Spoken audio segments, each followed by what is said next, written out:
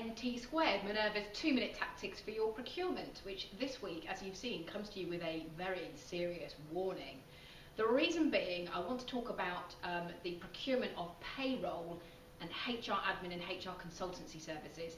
And having been through this process on a few occasions and on quite a large scale in one case, it's become apparent that it is something which is fraught with danger if you don't know what you're doing, but most importantly, if you don't have a huge amount of detail with regard to what you're asking for from the potential suppliers.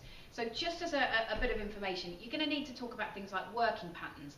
Do they do the school workforce census? Auto-enrolment? Do they help you with your gender pay gap reporting? What about pay increases when they happen?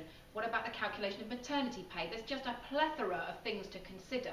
And the issue with having your payroll, for example, with someone who's not your HR admin or your HR consultancy provider, is that things tend to fall down the cracks. So things that you think are going to be provided by your payroll provider, they may turn around at some point, if you've not checked properly during your procurement process, they may turn around and say, sorry, but that's not included with our service.